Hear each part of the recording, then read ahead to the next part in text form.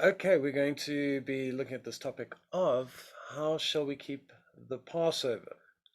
And so, for many who are being restored to the Hebraic roots of their faith, this is a big question that we have, and lots of questions around it with regards to sacrifice. And we don't have a temple, and we're in exile, and how do we keep this in the light of Messiah Yeshua and faith in our Messiah?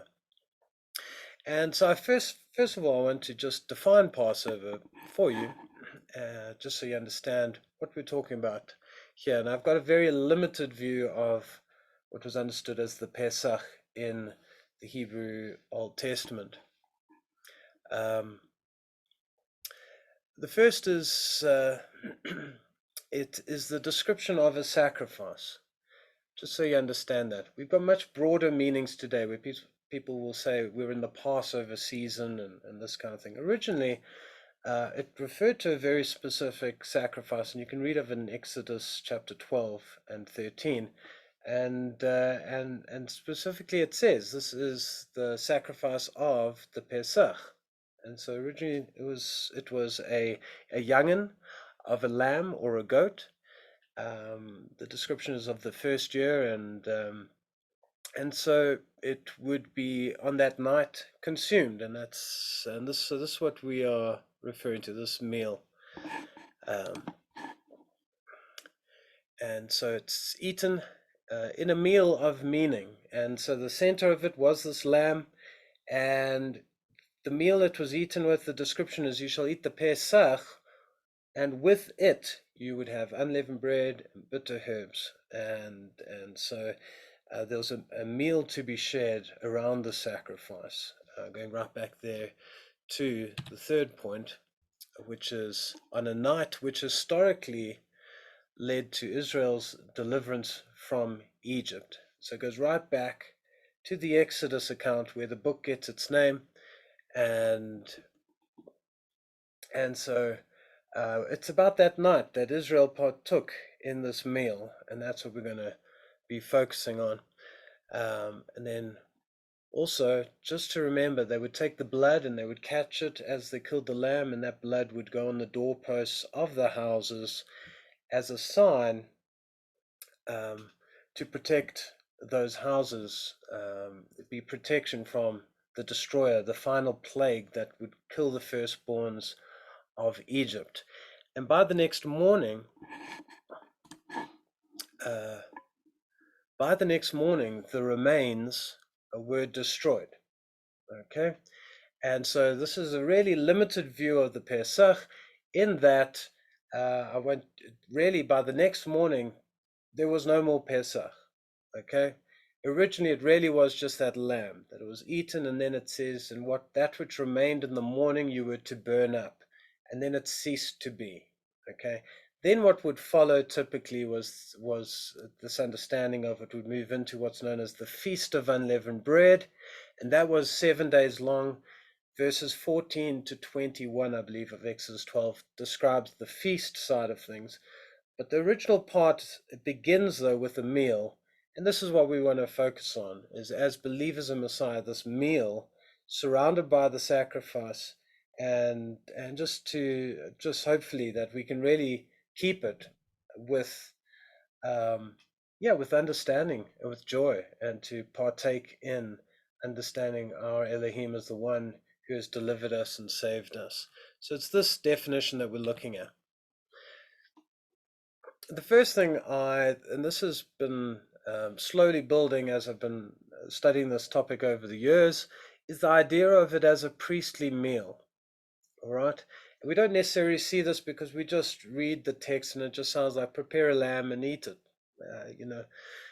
But there is another layer in which we see the scriptures, and we're unfolding there in the original Exodus. But the description here, they shall eat the flesh in that nice roast with fire and unleavened bread, and with bitter herbs they shall eat it. This is the basic description.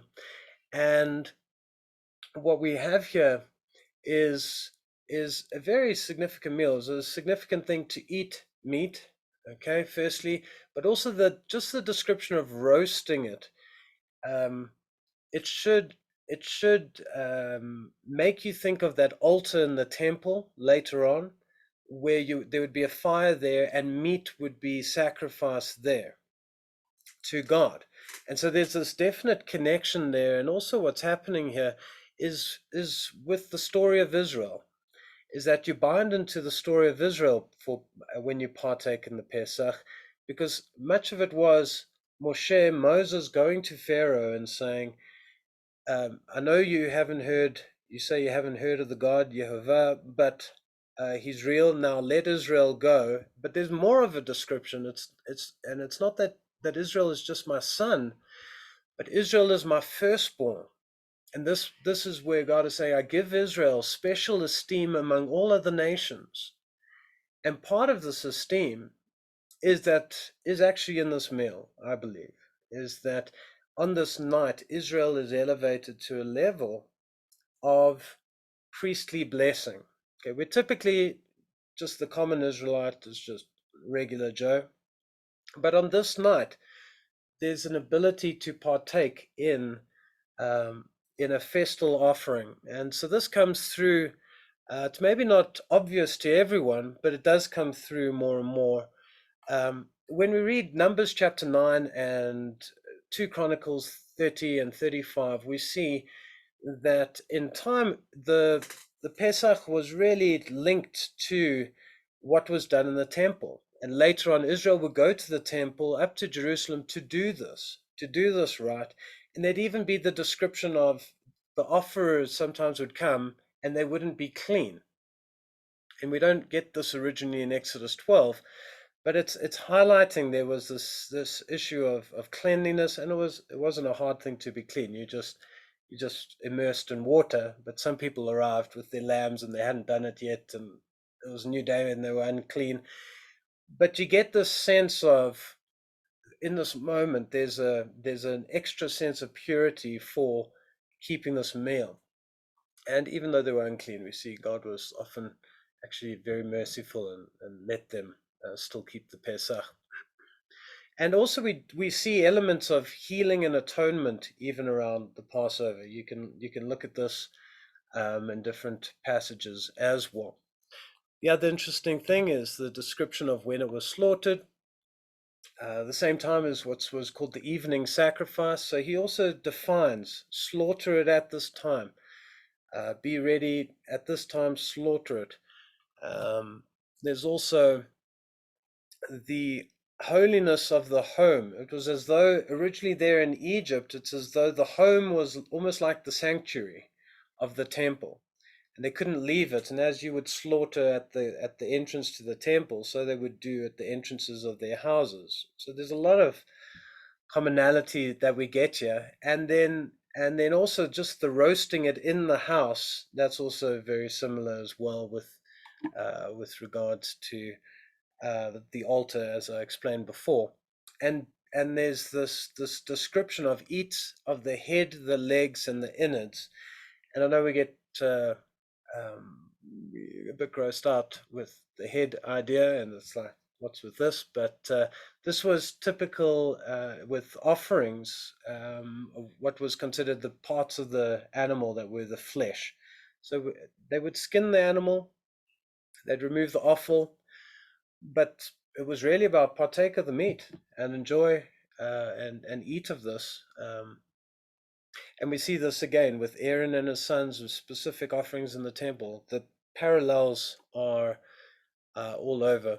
What's interesting as well with the Pesach is there is the description there of do not break any of its bones.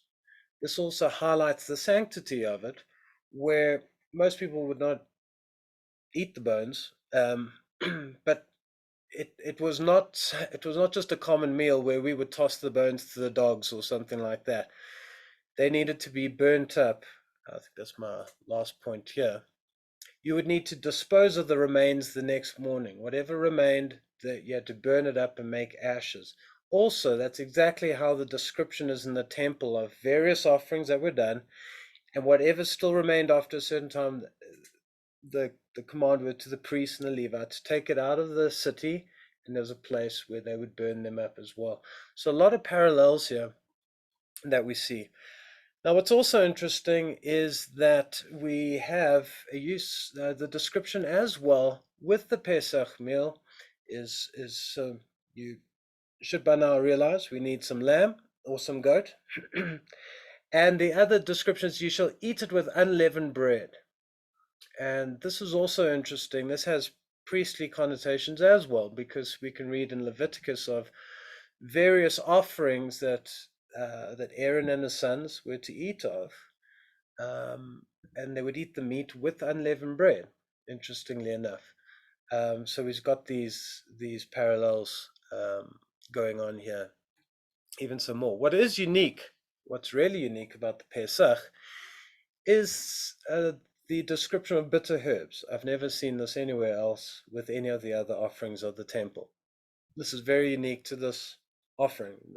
Many of the other things, elements I see across different offerings, the bitter herbs is quite unique, and we'll talk a bit about that in a while. But in terms of us keeping um, Pesach, you might be like worrying, shucks, okay, I know we're a kingdom of priests on some level, but I don't want to be like Korah and think that I am going to do a temple offering, and you know, how do we understand this today? And just to say, there are various views that people have on what we do with the lamb, but I think the first thing is just lamb should be represented.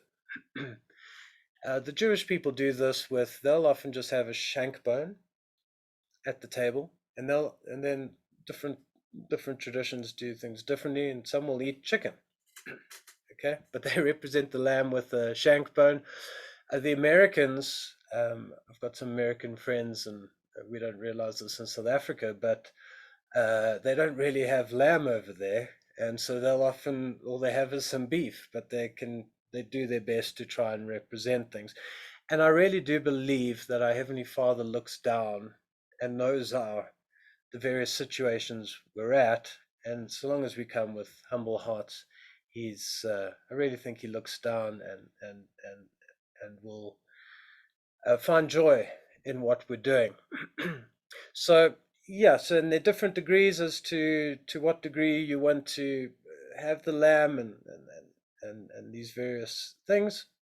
I don't want to get into that, but we see, at least within the Torah, the main parts of this meal, and that is lamb, unleavened bread, and bitter herbs.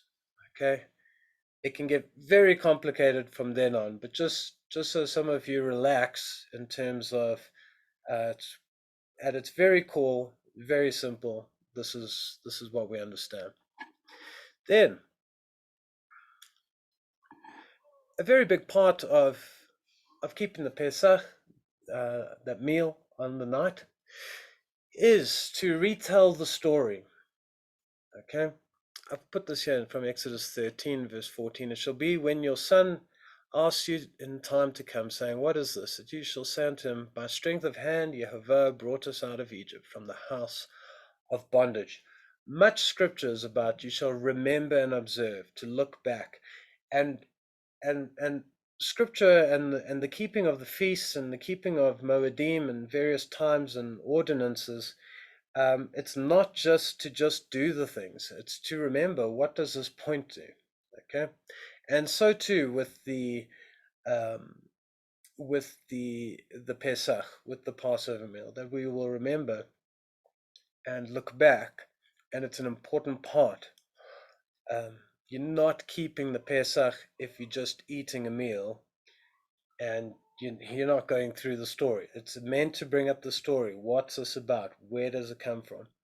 And so remember passages like Exodus 12 and 13, and there's much we can read and just to remember how He brought us out of bondage. Now it's here as well that we can be very mindful, I think, of our Jewish brothers over the years. They've got a lot of lovely traditions that that we can look at. And are these commanded that you do them? No. I describe them as traditions, but they assist us in the telling of it. And my children love the various parts I find meaning in different ones on different levels, and I'll see what I've put here. I'm trying to remember now. um, yeah, like they're different cups. That this is a tradition that on the night they've added to not just lamb, unleavened bread, and bitter herbs, but there's cups that are drunk from, and they say this is the cup of redemption or of salvation, and it comes through the meal. And that has a lot of meaning on the night, and we can use these things at different times to order the service, order the meal.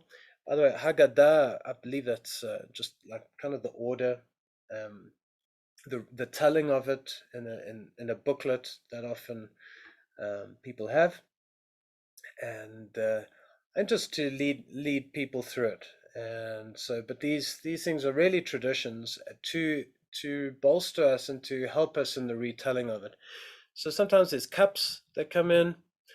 I've also got your children's questions. I love that you can give just different children. If you've got grandkids, bring them in and they can partake of it. Why on this night are we doing this? It's so good.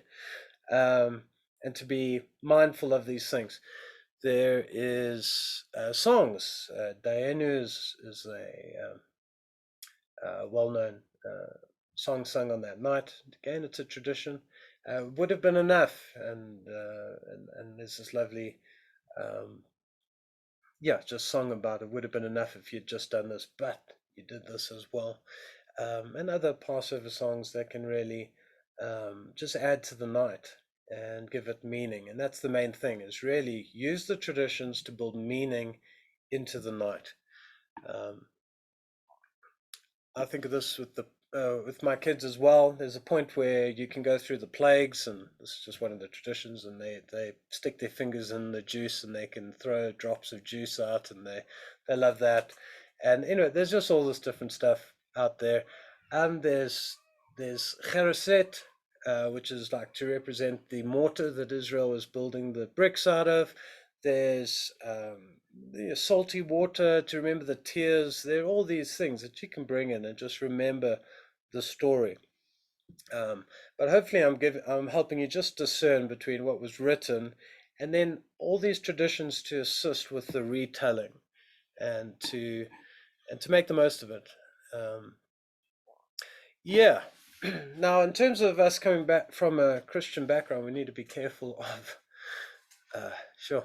The history of the church with regards to springtime traditions, and yeah, we've really stumbled in this regard, and we've changed definitions quite a lot.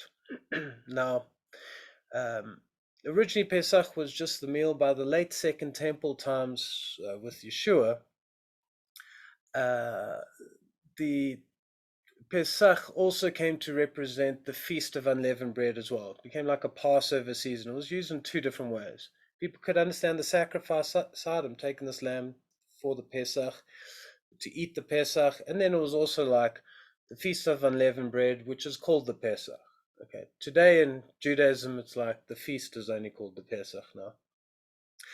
But it was a festival in the springtime, and you know, in when the Jews were in Babylon, the month that corresponded in spring was called Nisan. So you'll often see in Jewish calendars they describe Pesach is on the 14th, 15th of Nisan. And when it went to Germanic areas, Saxon land up in England, um, you can read in the 8th century, the Venerable Bede, a monk, he describes, yeah, the corresponding month of the Pesach in up there was called Easter Moneth, and he even describes that this was a time where uh, there was springtime festival to the goddess Easter, and and so this is quite perplexing how that name could then be substituted onto the original Pesach as described in Scripture, which is definitely rooted in what the Jewish people keep. Um, but it became all about new life and new beginnings and all of this. And so we've ended up with the craziness of an Easter Sunday service, which does correspond with, there was something happening in the Tanakh called first fruits, and Yeshua is even described as the first fruits of those that have fallen asleep. But they've made the Pascha into a Paschal Sunday, all about new life, and it's just messed up. And they've just taken Easter festival, which was applied to this goddess, and they say, well, it was in the spring. This is the springtime festival. We can just apply it to the Pascha, and it's just really bad. So we've got to be careful of that.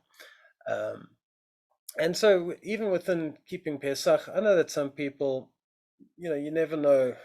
You don't want to cast judgment on that. I know some people, they're like part of the Seder plate is a boiled egg, and then people coming out of Christianity and they're like, nervous of bunny rabbits and eggs and different things. They just don't feel comfortable with that, and represents new life and spring. And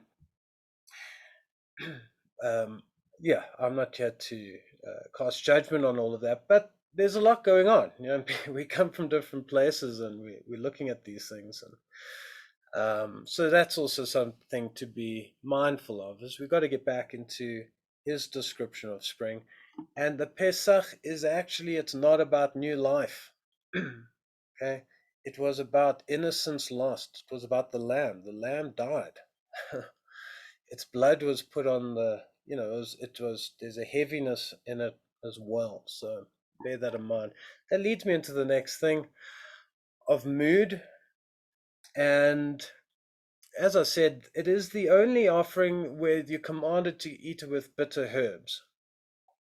And what's also interesting is when you look at all the passages in the Tanakh, in the Old Testament, about the Pesach rite, okay, not the broader understanding of the festival as well, or that whole season, at the beginning of it, the meal, you don't get the word celebrate, chagag, in Hebrew, and you don't get sameach, to have joy and rejoice, um, and the feast is also, it's not called the festival of Passover. Originally it was just, you shall keep the Pesach offering, that was the original description. So there's kind of solemnity when you first, when you're reading there originally, and with time definitions have shifted a bit, but going back to that, there was this almost, I would say, almost heaviness or solemnity to it. It's not quite like, I would say, Feast of Unleavened Bread or Sukkot, where it's like eat, drink, and be merry. It's like, this is harvest festival time. We've worked hard. We've got you. We're going to party. There's a sanctity, let's just say, to this meal. Right, and with all these meals, I would encourage you to, we're privileged to partake on this level. For us, as part of the Commonwealth of Israel, according to Ephesians 2, and binding in with that nation, not foreigners of the covenant, but we've been brought in. We can eat of this, and just to also understand, um, when we come with a good heart, I really believe we're not going to reap judgment, but we need to come with a good heart. We see in the book of Corinthians a church that went completely wild when it came to drinking of the cup and eating of the bread, and he says, many of you have fallen asleep. Like, you, these are things. Be careful with what you do with these things. So just coming in the right attitude. And I do believe we have a freedom in Messiah to also just say that. Some would say you can't just take of Jewish tradition and apply it to your own context. Personally, I see no issue with this. Messianic Jews themselves, they adapted as believers, um, taking the various traditions, and really, if it works with the retelling and that, I think we have a freedom in Messiah, and to link it up to Him, because I mean, we're just going to do that. Let's be honest. As believers, when we're talking about a lamb slain, uh, saved by the blood, um, not a bone would be broken. You know, that we're gonna be talking about our deliverance. once out of Egypt, from darkness into light, and with Messiah, delivering us from sin and death and into the joy of what he brought us. So we're going to definitely bring him in, and I believe we have that freedom. All right. I want to also then just talk a little bit about the bread and the cup of Messiah. And we know that there's a bit of debate around the Last Supper and whether it was a Passover or not. I don't want to get into that. But we know, around this time, during the season of redemption, he brought wine and he brought bread, and he gave us this wonderful way in which we can remember him. And I would say, listen, on the night of the Passover, this is the time. This is the time to, I mean, if there's ever a time to remember him and celebrate him and just enjoy what he's done for us and remember that with sincerity, then this is the time. And I've been looking at this a bit, and hopefully I can encourage some of you as well in this. The church traditionally has made it a very stiff thing. It's like we do the bread, and then and it's like this is how Yeshua did it. He took bread and he did that, and then he did the cup. What's interesting, and they pass over this when we read it, when we read the passage there, is it actually says he did the bread, and then go over the gospel accounts. It actually then describes they continued with supper. Okay, and who knows what they did there? Maybe they continued to argue about who's going to be greatest in the kingdom, or whatever they were doing. I mean, um, it's very interesting when you realize, wow, these were just regular people, just like you and I, and they had their faults and all of that, but they carried on with supper, and they had dinner. And then it says, and after supper, he took the cup, and then he blessed the cup and said, take this amongst you. Yeah. Uh, Cup of the new covenant written in my blood. And so the first thing I'd just say about in terms of order is that sometimes what we actually see is um, kind of separate things in some ways. I mean, you can do them together. It wasn't necessarily about this first and then that. In Israel, there was just this general understanding. Goes right back to Melchizedek. He came out to Abraham with bread and wine. It was the most basic way in which you could fellowship with people, and you would share a meal, and you could, um, and that was also a way of building relationship and covenant. And we see this with Jacob and Laban, many occasions in the Torah, and and so a similar issue here with Messiah Yeshua, I really believe. And you can see this idea, we get caught up on, there's the bread here, is the cup here, which cup is this cup? Is it the fourth cup? Is the whatever? um, yeah, don't stress yourself out too much. I really think he took bread at one place. We do see it was the definition of one loaf, as we are one body in him, and that cup. But there were times where, on the day of the resurrection, he's walking with two of his uh, disciples out to Emmaus, and they couldn't recognize him. And then right at the end, he takes out bread, breaks it, gives the blessing, and they suddenly recognize him. There's no mention of the cup there, you know. And we can read in Acts that often they would break bread. And then there's times where you get just the description of the cup where he would say things like, "Are you prepared to drink of this cup?" Or, "Father, take this cup from me." And so, and they wouldn't always have wine as well because that was quite a luxury item. But they'd always have bread. So there'd be times where they would just break bread in remembrance of him. Um, and so, but I would suggest on the night of the Passover, um, if this isn't a night to remember him, I don't know what is, and to feel the freedom um, to partake of it. And yeah, I think the significance, it's ancient. It's hard to get exact. There's something there when you go through the scriptures, and you're reading through all of them. But it seemed to be the basic way of sharing a meal, and you share a meal with those who you're building relationship with. And so we see this with covenant. Uh, wine is described as the blood of grapes, and that through sacrifice you get to eat of its fruit. And then as well with bread, that unless a grain of wheat falls to the ground and dies, how will it bear much fruit? And so it had even connotations of sacrifice quite anciently, that there was this understanding. We see it even more so in Messiah Yeshua.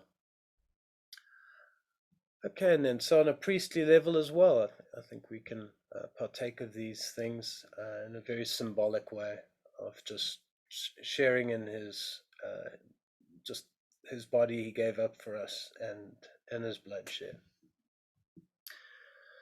Hope you're keeping with me. Okay, so before we move on, just to recap, how should we keep the Pesach? You just see really simply lamb, representation of the lamb, unleavened bread, matzah, make your own recipe, and then bitter herbs. Bitter herbs, mustards, horseradish, something like that to go with the meat. And then we see you have these Haggadahs out there. You can search on Google. You can find these things, great ideas for the children to add to it with the retelling, and to get in the spirit of it, and to celebrate it, or to keep it as believers in Messiah. Now there's one last thing. So I think that actually mainly covers it. There's one last thing, which is a minority do for Passover. So I'll say that from the start. So I'm in the minority concerning this. So you don't really have to interpret it this way. But I want to try and convince you, because I don't want it just to be me and my family and a few others out there. But this is just an interesting development that's happening out there. We live in times where knowledge is increasing, and we're seeing more and more, and we'll see where this heads over the years. But you might be hearing more and more of this idea.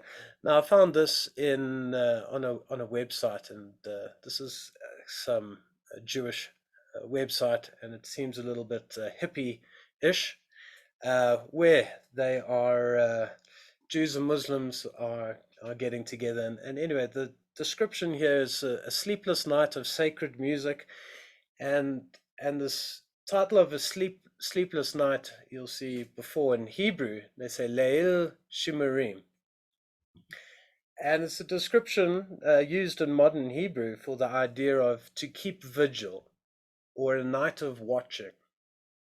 Okay, and so you can see this is used in contemporary Hebrew, and here there's a website where, I don't know, Jews and Muslims are staying up through the night and playing music together. They've got their interesting feast.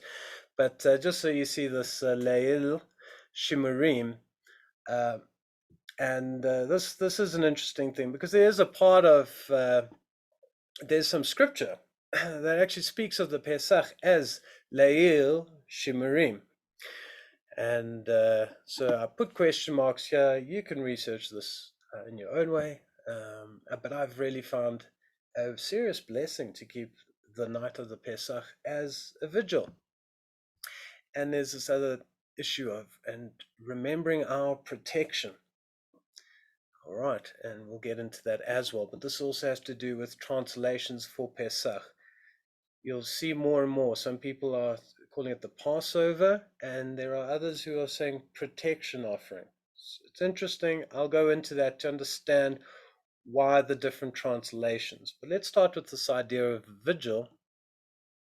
So Shimurim is Layel Shimurim, night of Shimurim. It is from Exodus chapter 12 and verse 42. So you can look in your Bibles there, and not all the translations are the same, but a lot of the Jewish ones, interestingly, the English ones translated a bit differently, but this word Shimurim is not used often. In fact, there's only one verse in all of Scripture that uses this word Shimurim, and it uses it twice in Exodus 12 verse 42. And this is very tough for interpreters to know, well, what, you generally want a few scriptures to be able to see context here and there. And so there's two trains of thought. What they know the root is the root is shamar, which is to watch. Like when our Father says, um, like, keep the commandments, all right? It'll be that word for keep, like to keep watch over a flock. Okay, it's like to guard. Or in English, we might even say like observe the commandments. Like to observe is to watch something. In a similar way, that's how Shema is used. So this is a plural form, and it's quite unique. I found a Jewish friend of mine in Cape Town, and asked him about this, and yeah, he wasn't too sure. And anyway, so you have some translations that will say it's a night to be much observed, like to really watch over it and guard it. And then others are going with the kind of the way in which Hebrew is spoken today, and they say, well, no, it's a night of vigil. And it reads interestingly, I'll be honest. So here I got from Sofari, I think it's Sofarim.org or something like that, Sephara.org. And it's a contemporary Jewish translation. And here they have, and it's an interesting reading of Exodus 12:42. That was for Yehovah a night of vigil to bring them out of the land of Egypt. That same night is Yehovah's one of vigil for all the children of Israel throughout the ages. And so this is where the discussion goes around. Is it to be much observed, or is it one of vigil, of like keeping watches through the night? um, and it's quite popular, this idea of vigil amongst Jewish groups. I didn't realize so much. But what you often do is, if you don't have a route, if you don't have many places to interpret it, you try and look at related languages. And some have said, like Goldschmidt, there's an Arabic Samaroon, which is a night of wakefulness. He thinks, yeah, it might be related to this. So this is the other side of things. So the idea of a night of watches, and it is quite interesting, but it also opens up a new idea of it's a night where he kept vigil, where he kept watch over us. Usually we have the picture of this was the final judgment, and he just came in and he just took everyone out, and if he saw the blood, he spared those houses. This one is more like the destruction was coming, and he would stand guard, in a sense. Okay, and this is an interesting way to view the night as well, in remembrance of that. See, the other interesting part is that the ladies would get seriously frustrated with this. Is that, originally, if you were to keep the Pesach in, let's say, in Israel, and there was a temple, and you took the lamb, you had to eat the whole lamb in one house. That's the description. And the slaughtering, there's different views of when the slaughtering would happen, but a lot of people, really, the slaughtering could only happen quite late in the day. The Karaites, they interpret it as after sunset and before nightfall, the same as the Samaritans.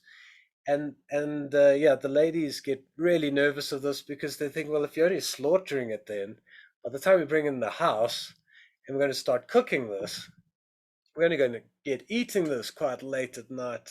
And so there's this idea of, well, it actually was kind of a vigil, even just practically, like you'd be staying up late and it would take a while. But then there's the other side, and that is, how should we translate Pasach and Pesach to Passover? This is the verb. And so there's two trains of thought here, but one actually, interestingly, guys, is it actually points to our Heavenly Father guarding the doors. But we don't see it because we don't interpret it that way. And this is the idea of of Pasach, from where we get Pesach. Traditionally, it's translated of Passover, but more and more people are saying maybe it should be protect. Okay, and I hope I'm not losing you here. So what they've noted is that 200 years before Yeshua's incarnation, before he came and lived amongst us, 200 years before, we had a translation that went from the Hebrew into the Greek. It's called the Septuagint. And the rabbis were there, and the various scholars of Israel were translating it into Greek. And we can get a sense of how they translated Passover 200 years before um, the advent of Messianic faith, let's say.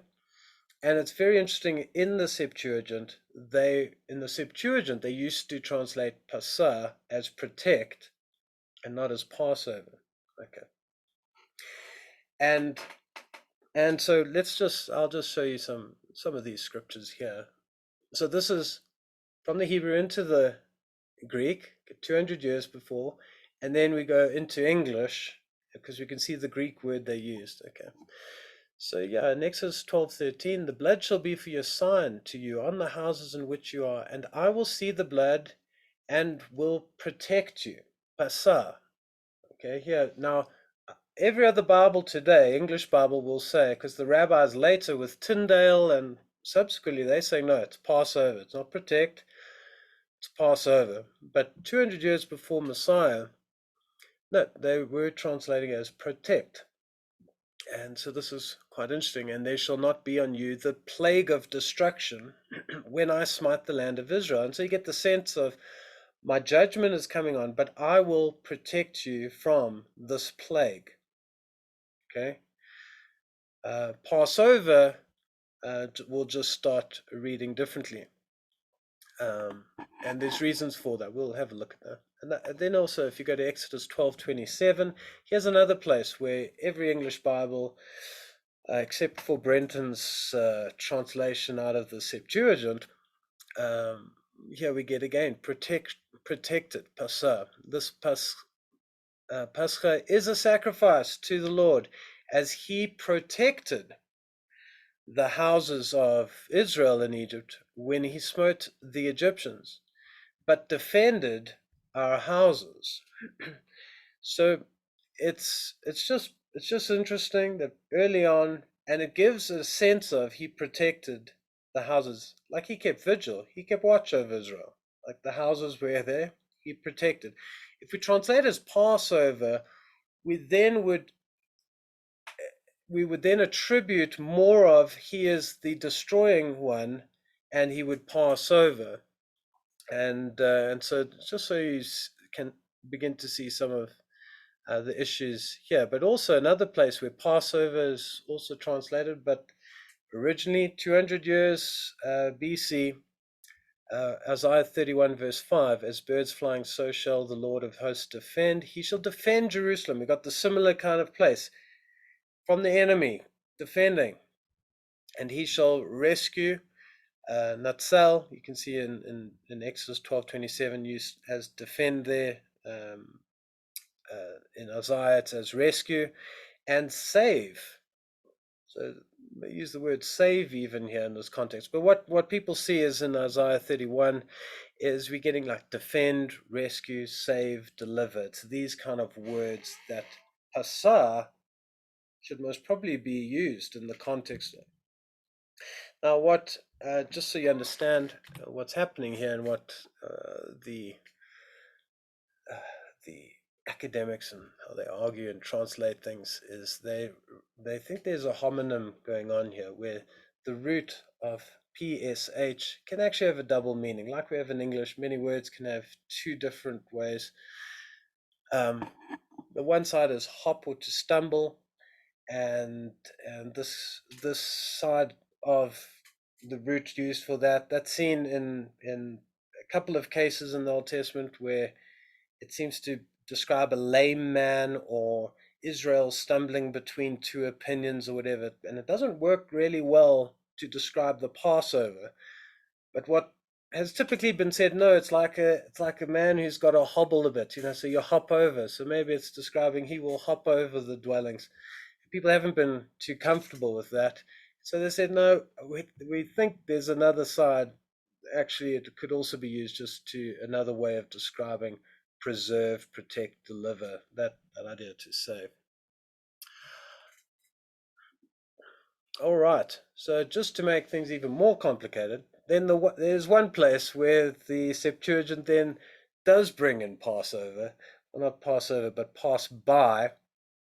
But this becomes quite interesting, and we're going to see rabbinic reasons why they may have started enjoying bringing in the idea of pass by or Passover into Pesach. So here we see this, the way the Septuagint does Exodus 12 is firstly you have the Lord shall pass through or pass by, that's us avar, to smite the Egyptians. That's how it does read. And shall see the blood on the lintel and upon both the doorposts, and the Lord shall pass by, Pesach, the door, and shall not suffer the destroyer to enter into the house to smite you. It's in this context that it's like it's crying out for protect the door. Actually, if you look at it, it's like it's even describing the destroyer as a separate entity, and here we have the doorway. And so people have been wondering, why is this? What's going on here? And what some people feel, and this is a genuine issue here, is that they feel, well, the translators thought it was a bit clumsy that we kind of have, well, it seems like Jehovah God is smiting, and then um, is he saving Israel from himself, or it just seems a bit awkward. So in this place, it's what they call, they smooth the text a bit in the Greek. But this perhaps opened the door for the idea of passing by. But what's important to realize is that actually we can, as believers, we can understand this as protect the doorway, and it's not confusing to us because we understand that there is a mystery to who Elohim is, and that there was a malach, an angel who would come in the name of God and actually was the destroyer. We see this in the days of Hezekiah, where the angel of God just went out to the Assyrian army and killed 185,000 people in one night. There's another time that the plague, God issued the plague on Israel and on Jerusalem, and again you have the description of the Malach Yehovah, the messenger of Yehovah, coming through Jerusalem and just until he said stop. We have it with Jacob, where the description was when he left Laban's house to say, it says the angel of God said to him, it's time to get out, and would also say, I am the God of Bethel, which is where we have the description of, he saw one standing at the top of a staircase, and he gives the name Yod-Heh-Vav-Heh, Yehovah, to this Malach.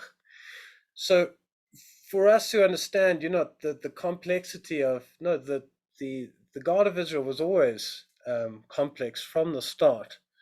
And yet Judaism has tried to smooth that element over again and again. And here we have perhaps another example.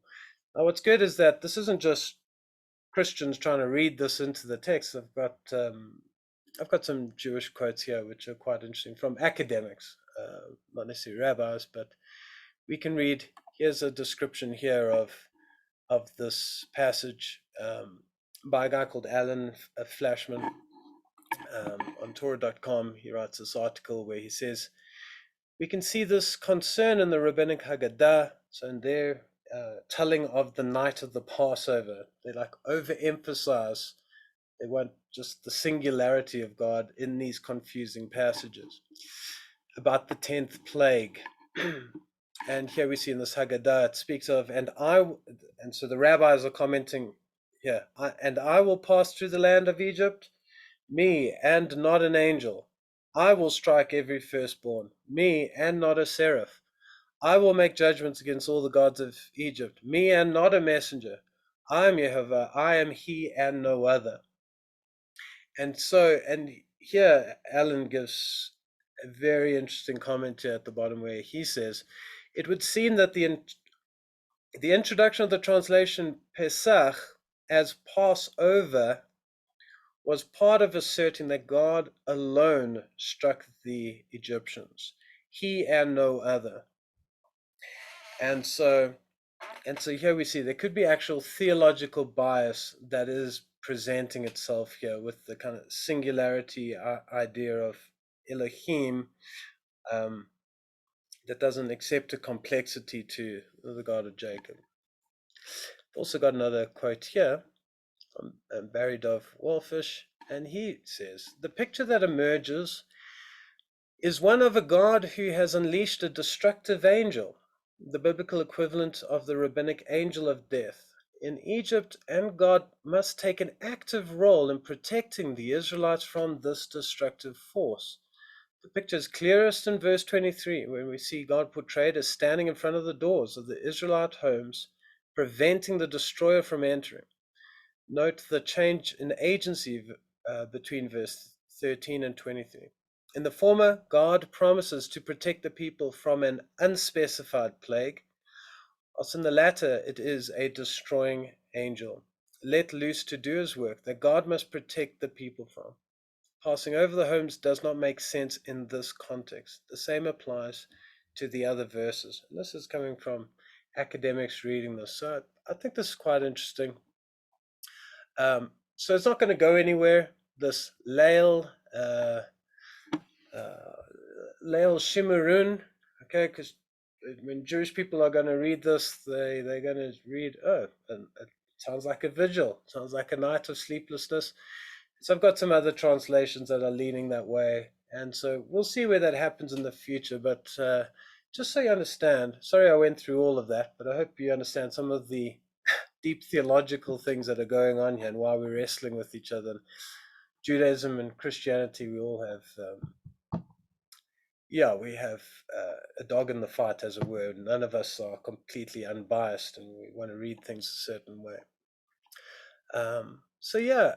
I think this idea of keeping watch or keeping watches is wonderful, with the idea of staying awake in remembrance. I've done this before where I've had prayer meetings with people, and just with the children, we give them a night where they just stay up as late as they can, try and stay up as late as they can. And I take turns with my wife. I'm a late owl. She gets up early. And we work through the night together. And if we've got guests, we just kind of do it together. But just so you know, this isn't a common interpretation at this point. And as I said, the meal can take a while. We're not rushing. I mean, it can take a while, and so stay up and just remember the evening. And I think the most important thing, and this is what I've seen more and more, really is focused on the lamb. The Pesach originally was that sacrifice. It's for us as believers as well. I really think we should keep it focused on the lamb. And so for my children, we might watch a bit of the Ten Commandments, stay up late and watch Charlton Heston and doing his thing. But I'm going to also put on a lot of stories of Yeshua, and them seeing him, wrestling with the Pharisees in the temple, and healing the blind man and doing these things, and just reminded of the one who was slain for us and the one to whom all these things point. I'm just going to wrap it up now. I know I've gone on a long time. How should we keep the Passover? So in summary, it is all about the lamb. Eaten with bitter herbs, unleavened bread, you don't have to stress. That's the simplicity of it, according to the scriptures. But I would suggest there's some lovely traditions out there. Make it your own. Develop the meal that you can eat it and really just in a meaningful way just remember what he has done for us, deliverance from Egypt right through to Calvary, however you thread it together. And there's some lovely messianic Haggadahs that will do that will really thread the whole story of redemption and deliverance on multiple layers through the years. And definitely, apply it to a believer's context.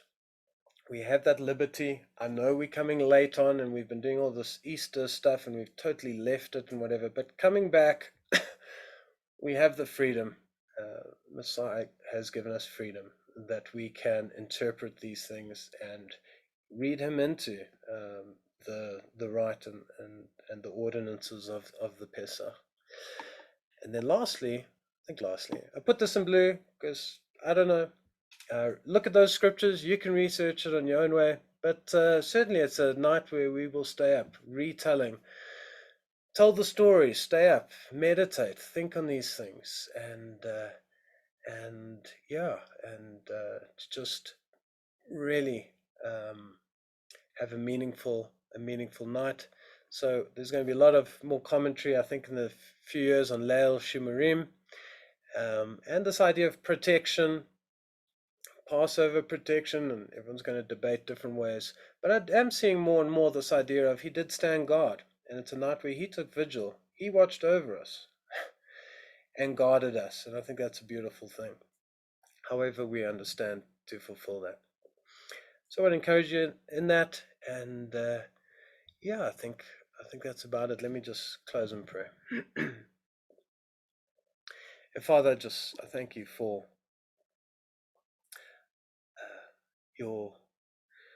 the set apart time that we're heading towards as we are in the springtime, and that, Abba Father, that you have woven a story throughout the scriptures. You've given us a lovely night just to remember and to feast with you, and you call us to eat a meal with you, and to partake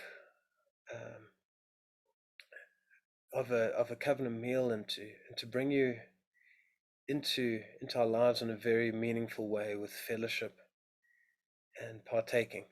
And so I pray, Father, that for all of your people Israel, wherever they are, wherever they're scattered, that they would set time aside and just remember you as the God who saves. Thank you for that, and we thank you especially for the Lamb you gave for us, slain that we might be set free from sin and death. We thank you in your name. Amen.